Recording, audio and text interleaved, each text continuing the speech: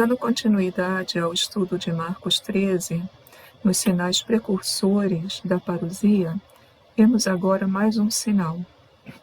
Entregar-vos-ão aos sinédrios e às sinagogas, e sereis açoitados, e vos conduzirão perante governadores e reis por minha causa, para dardes testemunho perante eles.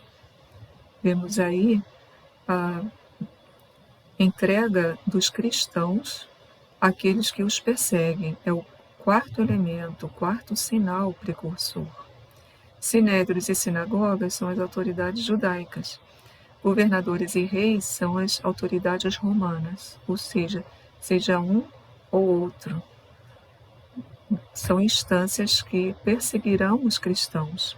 Isso já foi, inclusive, experimentado no Novo Testamento. Nós temos em Atos fatos, relatados que mostram essa perseguição, seja por parte de judeus, seja por parte de pagãos. Qual é a finalidade disso? Eles serão entregues para darem testemunho. Testemunho de quem? Se eles forem entregues por minha causa, por causa de Jesus, eles vão dar testemunho de Jesus. Testemunho em grego é martyrion, ou martiria. Ou seja, nós vemos ali já a finalidade. Nessas situações, o discípulo deve estar disposto a testemunhar Jesus Cristo. Isso significa fidelidade à palavra recebida, e mostra também que essa tribulação vai levar, no fundo, a uma difusão da palavra de Jesus, através do testemunho dos cristãos. Continua o texto: é necessário que primeiro o Evangelho seja proclamado a todas as nações. Através desse testemunho, é o quinto elemento precursor, o Evangelho proclamado a todas as nações, e vai ser proclamado pela tribulação e pelo testemunho. Quando, pois, vos levarem para vos entregar, não vos preocupeis com o que havereis de falar, mas o que vos for indicado naquela hora, isto falarei. Pois não sereis vós quem falará, mas o Espírito Santo. O testemunho dos discípulos se dá no Espírito Santo. Todo anúncio, mesmo aquele mais radical que leva à morte, o martírio, só pode ter lugar se o Espírito Santo for aquele que vai falar através dos discípulos, que vai dar testemunho através dos discípulos. Em seguida, aparece aí a ideia de que essas tribulações, essas perseguições, vêm não só da parte dos judeus e dos pagãos, mas vêm dentre a própria comunidade cristã, na própria família. O irmão entregará o irmão à morte. O pai entregará o filho.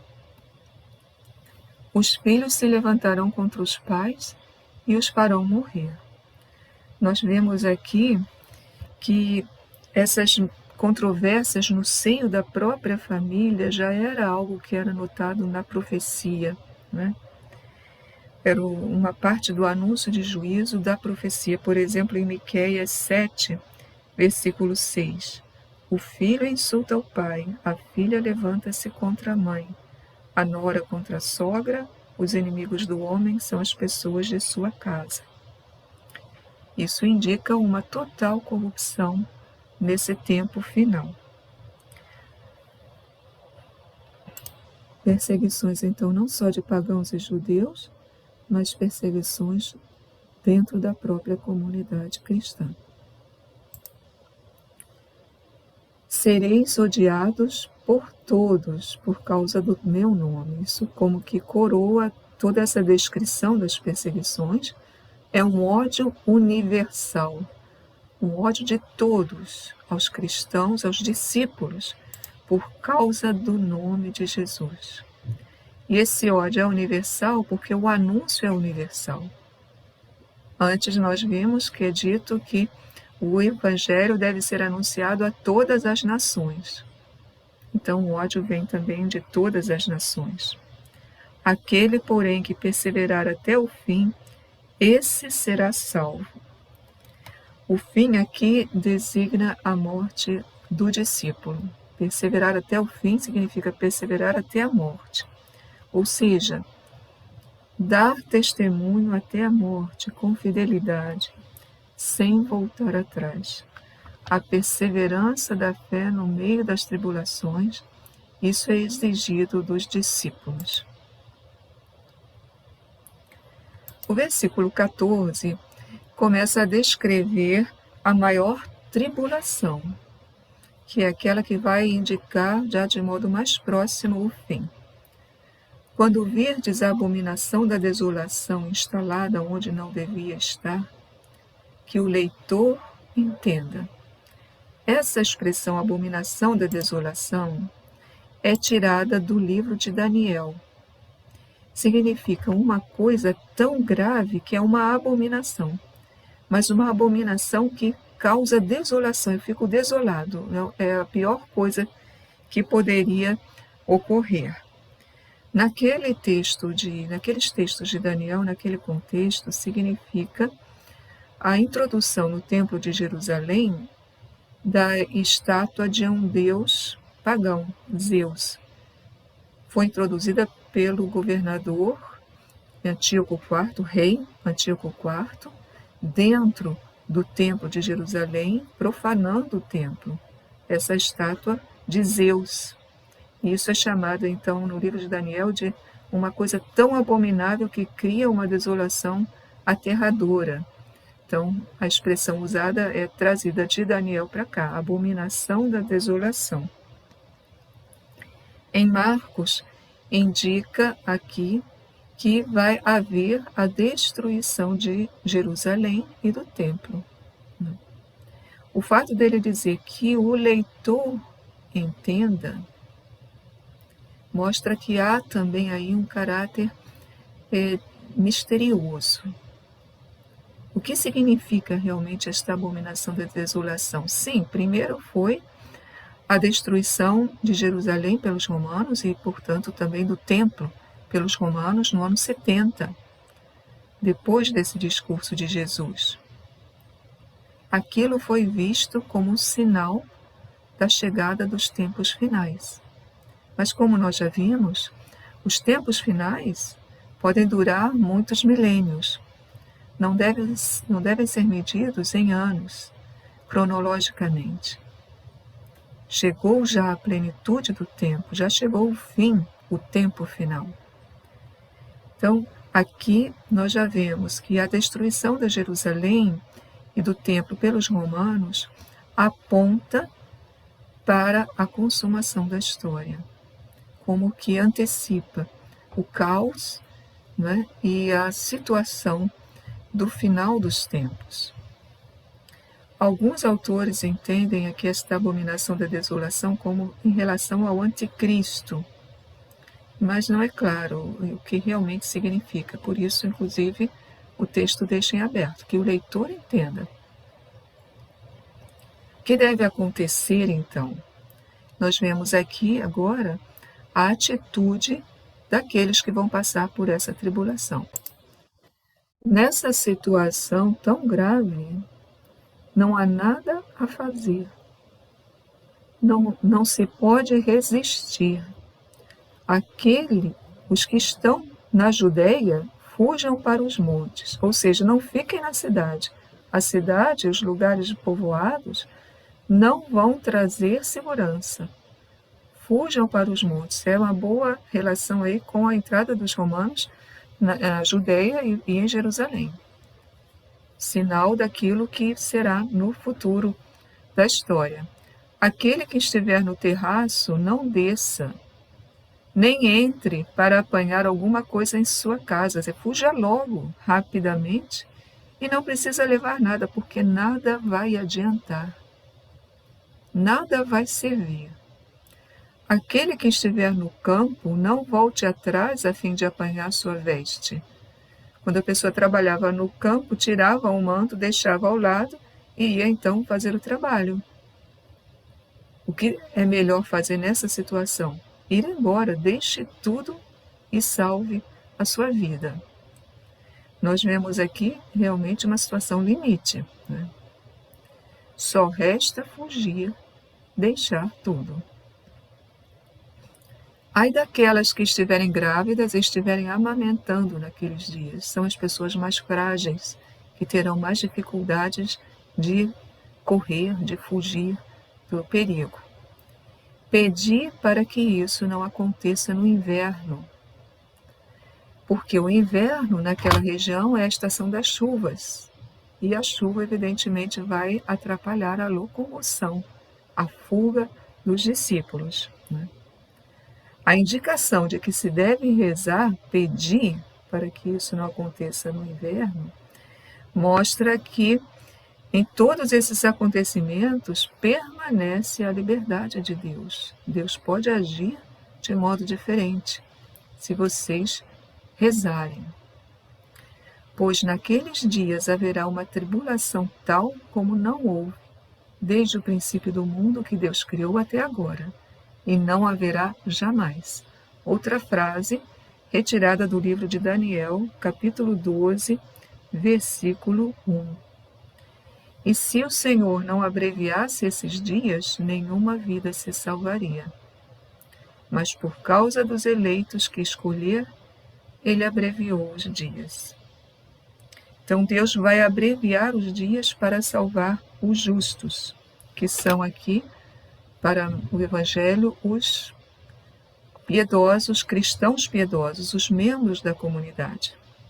Isso traz uma consolação para a comunidade, ao mesmo tempo que fala da necessidade de perseverar.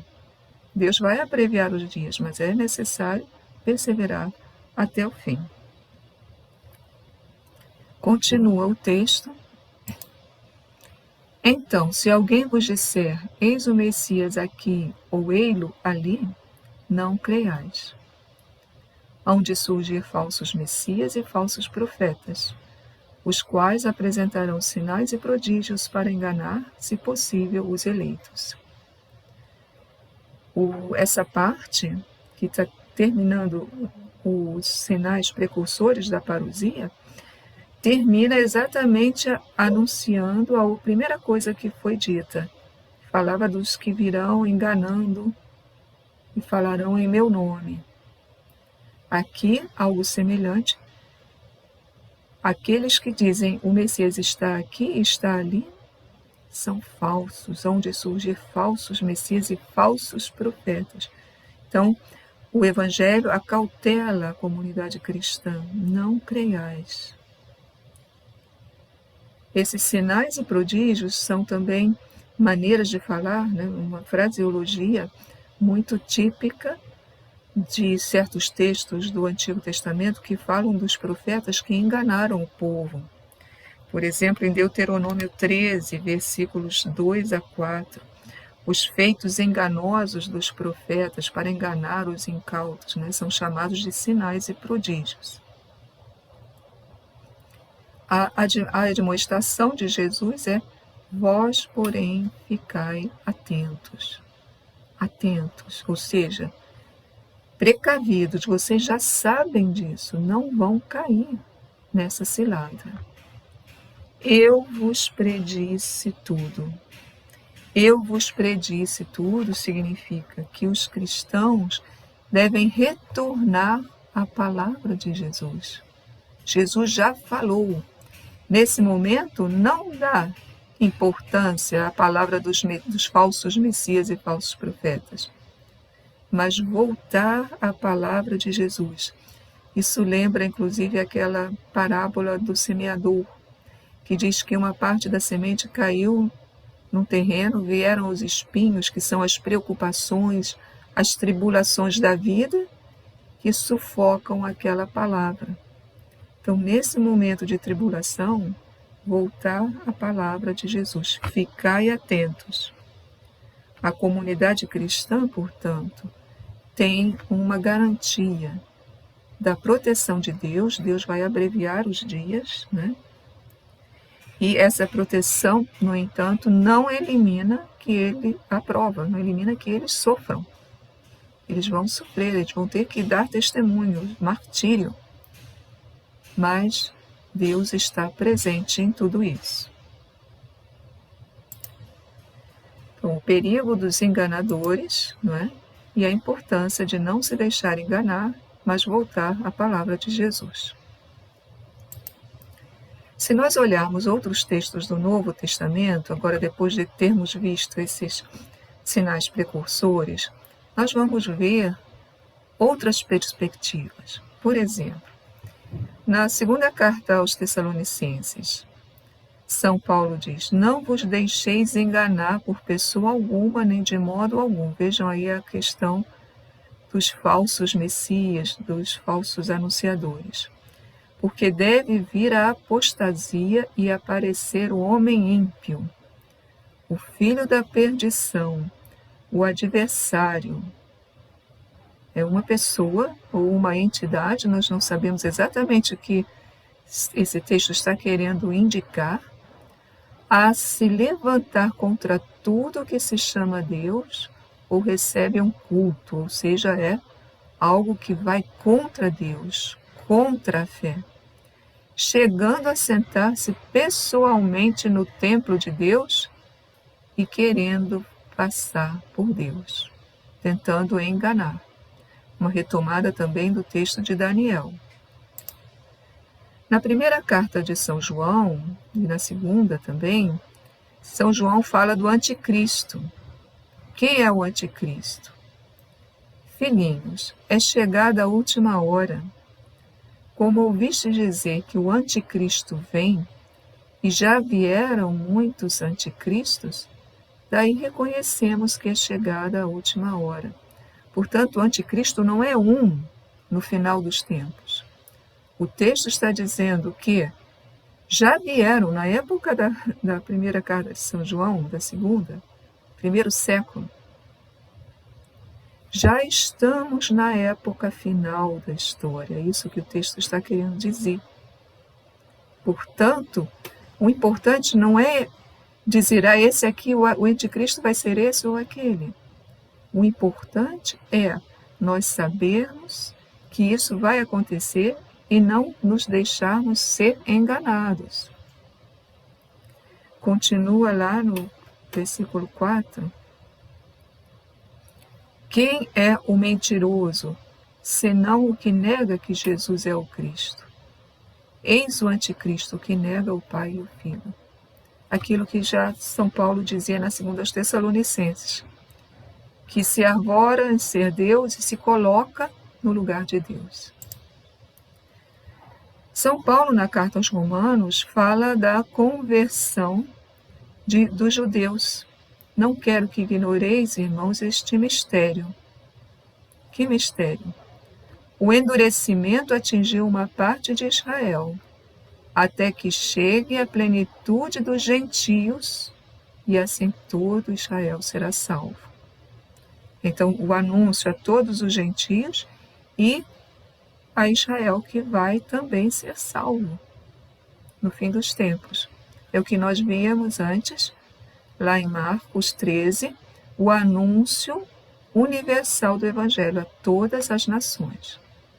Então, há alguns textos do Novo Testamento que vão na mesma linha do texto do discurso de Jesus, né? O discurso apocalíptico de Jesus. Como entender esses sinais? O texto de Marcos fala de guerras, catástrofes, perseguições à fé. No fundo, isso mostra que essa história, tal qual nós a conhecemos, vai ter um fim, ela vai se desagregar. Ela não é permanente, ela é passageira. E qual é a resposta a essa situação caótica? É o nada? Não. A resposta a essa situação caótica vai vir nos versículos seguintes. É a parousia do Senhor, a consumação da obra da redenção. Um outro aspecto. Esses sinais de guerras, de catástrofes, terremotos, fome, perseguições, sempre existiram. Para vermos só a época cristã, quantas vezes houve perseguições à fé, catástrofes de grandes dimensões, guerras, talvez muitos de nós já experimentamos isso. Então, isso são sinais não do imediato, não é que vai acontecer daqui a 30 anos, ou 10 anos, ou 50 anos. São sinais de que nós estamos no fim dos tempos. São sinais que nos chamam a atenção, né? Jesus é juiz dos vivos e dos mortos, como nós falamos no credo, e ele virá para julgar os vivos e os mortos. Então, são sinais que nos devem levar a refletir, a perceber a transitoriedade dessa vida, a transitoriedade da história e o definitivo, que é a vinda de Deus. E interessante é a gente observar ainda que o contrário também é dito. Na primeira carta aos Tessalonicenses, nós temos não o caos, não guerras, ao contrário. Quando disserem paz e segurança, então lhes sobrevirá repentina destruição, como as dores sobre um ventre grávido, e não poderão escapar. Então, vejam aí, não há uma linguagem absoluta, não são sinais absolutos, né? Aconteceu isso? Então vai ser daqui a pouco que a parousia ocorrerá. Enquanto há textos que falam de guerras, de tribulações, etc., outros, como a primeira carta aos Tessalonicenses, dizem, não, quando vocês acharem que está tudo ok, sem problema, de repente vai vir a dor como num ventre grávido, não é? Aquela metáfora que aparece ali também em Marcos, da gravidez. Há uma dor que a pessoa não pode se furtar a ela, mas que dá início a uma nova vida. Ou no próprio Evangelho de São Lucas, tem um paralelo no texto de São Mateus. Jesus fala como aconteceu nos dias de Noé, assim também ocorrerá nos dias do Filho do Homem, que são aí referência aos dias da parousia. Comiam, bebiam, casavam, davam-se em casamento, até o dia em que Noé entrou na arca. Então veio o dilúvio que os fez perecer a todos. Do mesmo modo como aconteceu nos dias de Ló, e assim também aí fala lá o que aconteceu com Sodoma e Gomorra. Então nós vemos aqui que não há sinais inequívocos. O importante é estar vigilante. Não é possível, portanto, deduzir desses sinais quando ocorrerá o fim. Em cada época, esses sinais chamam a vigilância. O tempo atual é o último, estamos na plenitude dos tempos, estamos nos últimos tempos. A consumação final, isso é importante, da história, não decorre do agir humano. A consumação final não somos nós que produzimos, é Deus que vai realizá-la. Surge da liberdade de Deus. Não são os homens que, pelas suas guerras, por isso ou aquilo, que vão determinar o dia da parousia. É Deus que vai determinar. E assim concluímos essa segunda parte do estudo de Marcos 13. No próximo bloco, vamos continuar olhando, então, como Marcos descreve propriamente a parousia do Filho do Homem.